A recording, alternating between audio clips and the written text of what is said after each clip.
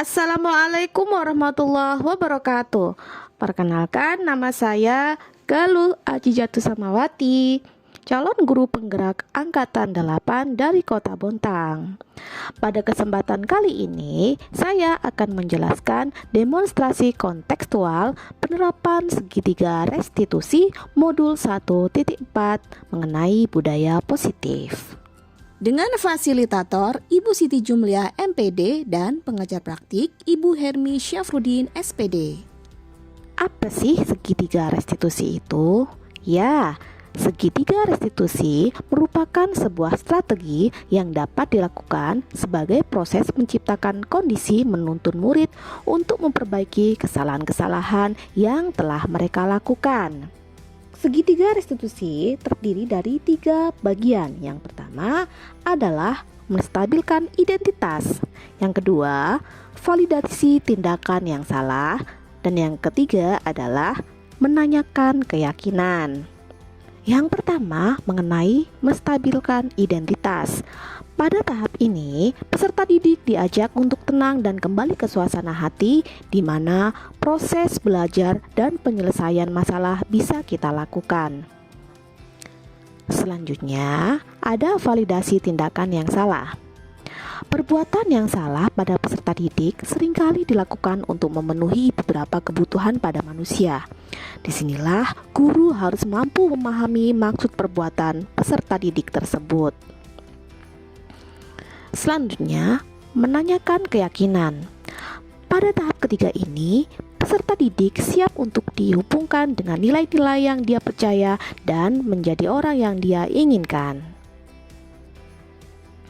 Berikut ini adalah beberapa kasus yang saya buat dengan segitiga restitusi. Kasus yang pertama, di mana siswi yang bernama Raisa tidak mengumpulkan tugas pidato yang telah diberikan guru. Alasannya, tidak mengerjakan tugas tersebut dikarenakan ia harus mengasuh adiknya dan membantu ibunya berjualan di rumah sepulang dari sekolah. Berikut adalah contoh videonya. Assalamualaikum Raisa. Waalaikumsalam. Apa kabar? Alhamdulillah sehat. Raisa tahu tidak kenapa ibu panggil Raisa ke sini pada saat jam istirahat? Ini terkait dengan tugas pidato yang ibu berikan kepada kamu.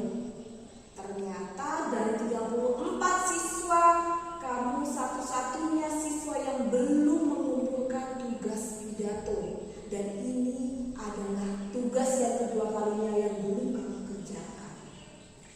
Ya Ibu, saya mohon maaf karena sudah 2 kali tidak mengerjakan tugas bahasa Indonesia yang Ibu sampai batas waktu yang diberikan.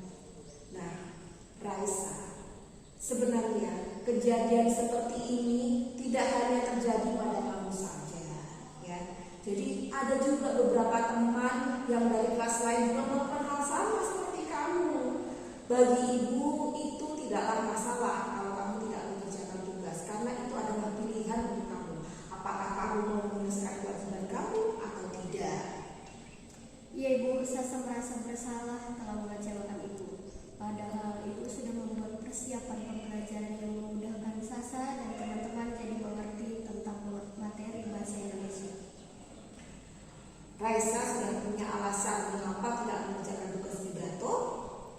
Ya Ibu, alasan saya tidak mengerjakan tugas pidato karena saya harus mengasuh adik saya yang kecil ketika pulang sekolah, sementara orang tua saya berjualan. Lalu, adakah solusi supaya Raisa tetap dapat menjaga adik dan membantu orang tua, tetapi tidak meninggalkan kewajiban untuk mengerjakan tugas-tugasnya? Ada Bu, saya harus bisa bagi waktu dan harus mempunyai motivasi dan semangat yang kuat untuk tetap belajar dan mengerjakan semua tugas sekolah dengan baik. Baik, nah Raisa masih ingat tidak waktu awal pembelajaran kita telah membuat kesepakatan keyakinan kelas bersama. Nah, keyakinan kelas apa yang sudah kita sepakati bersama dulu? Masih ingat tidak? Ingat Bu, keyakinan kelas bahwa setiap murid akan mengerjakan semua tugas tepat waktu. Bila ada kesulitan, bisa menghubungi ibu atau teman yang lebih mengerti tentang tugas bahasa Indonesia. Nah, Raisa dapat mempraktikkan keyakinan kelas kita dengan benar, ya. Ya Bu, insya Allah. Jadi menurut Raisa, solusi untuk Raisa bagaimana supaya bisa mengejar ketertinggalan pelajaran bahasa Indonesia? Kalau saya diberikan kesempatan, saya akan mengerjakan semua tugas yang ini. Boleh Raisa, ya silahkan. Jadi kalau mau Raisa boleh meminta bantuan teman-teman yang rumahnya dekat dengan Raisa untuk membantu menjelaskan dan juga menerangkan tugas-tugasnya sehingga Raisa bisa mengerjakan secepatnya, ya. Bagaimana? Raisa setuju? Setuju Ibu, terima kasih atas kesempatannya Ibu. Saya tidak akan mengecewakan Ibu lagi. Baiklah, sekarang kamu sudah menyadari kesalahan kamu dan berniat akan berusaha untuk memperbaikinya ke depan. Semoga kamu menjadi murid yang bisa berkomitmen dan bertanggung jawab atas segala tindakan dan ucapan kamu. Sekarang silakan Raisa kembali ke kelas ya. Baik Bu, terima kasih atas kesempatannya. Berikut adalah tanggapan siswa dari kasus pertama. Perkenalkan, nama saya Raisa Septiana Nuryanti dari kelas 8B. Saya senang sekali diajak berdiskusi dan bermain peran dengan Bu Guru untuk dapat melakukan apa yang harus saya lakukan sebagai pelajar ketika berbuat salah atau melanggar peraturan. Sudah sepantasnya ketika berbuat salah, saya mengetahui letak kesalahan saya. Saya pun diajak untuk mencari solusi atas kesalahan yang telah diperbuat. Demikian yang saya sampaikan. Wassalamualaikum warahmatullahi wabarakatuh. Kasus kedua dialami oleh Ica Fiorentina. Ica, dia tidak membawa alat dan bahan untuk pembuatan tugas kerajinan peta konsep. Alasan ia tidak membawa karena ia lupa dan baru ingat sesampainya di sekolah. Berikut adalah contoh videonya. Assalamualaikum Ica. Waalaikumsalam Bu. Bagaimana kabarnya hari ini? Alhamdulillah baik. Ica, kamu tahu alasannya kenapa ibu memintamu untuk menghadap ibu setelah pembelajaran pembuatan peta konsep tadi? Tahu Bu, karena saya lupa membawa alat dan bahan untuk pembuatan kerajinan pada hari ini. Nah, setiap orang pasti pernah melakukan kesalahan dan kamu bukan satu-satunya orang yang pernah melakukan kesalahan ini.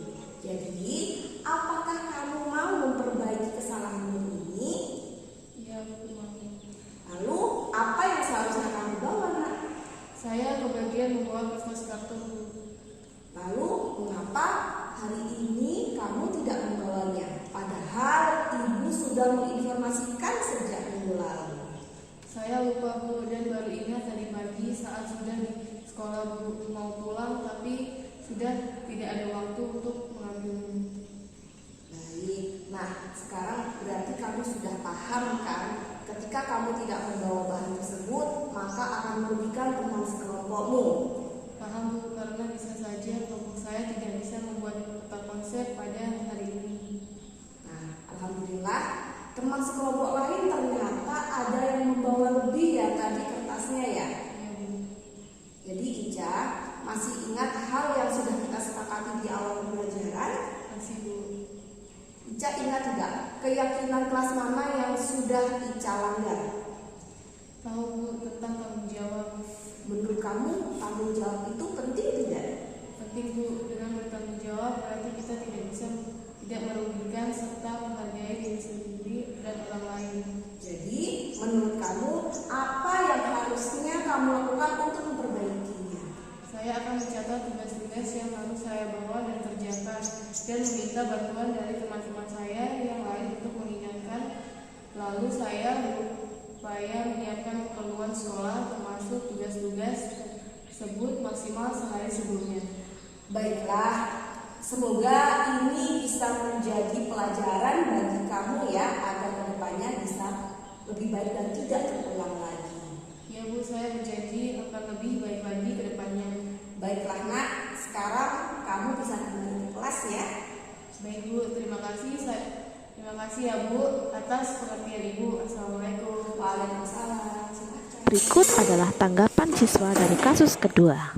Assalamualaikum warahmatullahi wabarakatuh.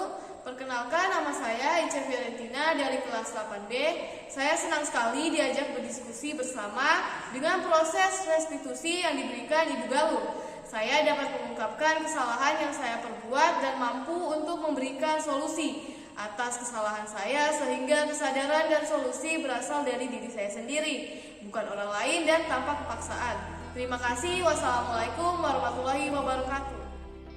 Kesimpulannya, penanganan kasus yang dilakukan guru menggunakan pendekatan segitiga restitusi diharapkan guru dapat memposisikan dirinya sebagai manajer dengan mengajukan pertanyaan-pertanyaan bermakna yang membuat murid menjadi lebih mandiri, percaya diri, dan bertanggung jawab. Demikian yang dapat saya sampaikan. Terima kasih. Assalamualaikum warahmatullahi wabarakatuh. Salam guru penggerak.